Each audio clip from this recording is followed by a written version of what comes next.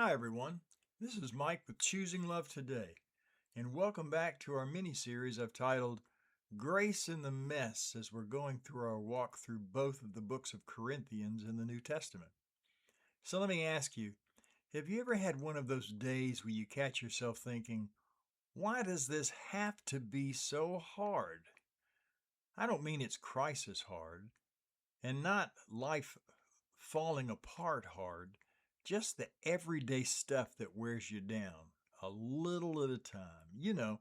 Misunderstandings, expectations, trying to grow while feeling pulled in different directions. Those honest struggles that don't make headlines but still take up space in your heart and in your head. Corinth had plenty of those moments. Their church wasn't collapsing. It wasn't simply full of people trying to grow while still wrestling with old habits, new pressures, and a culture that pulled them at every angle. They had spiritual gifts but didn't always use them wisely. They had passion, but not always patience.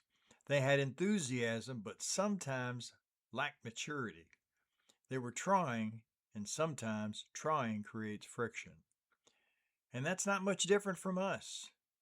If you've ever felt stuck between who you want to be and who you currently are, you're standing right where the Corinthians stood.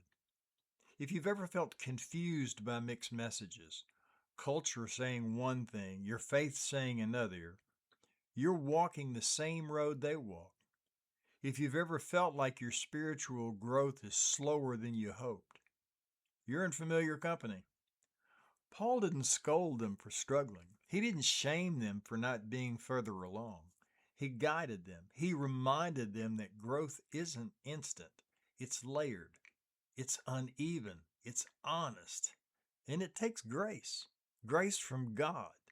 Grace towards others and grace toward yourself. Maybe you're carrying an honest struggle today. Something small but persistent. Something you don't talk about much, something that keeps showing up in your thoughts. But what would it look like to bring that into the light? Not with embarrassment, but with honesty.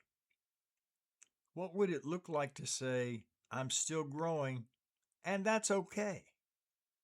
God doesn't rush you. God doesn't shame you. God doesn't compare your pace to someone else's. God simply says, keep going. You're not alone. And maybe that's the reminder you need today, that your struggle doesn't disqualify you. It doesn't make you less loved. It doesn't make you less valuable.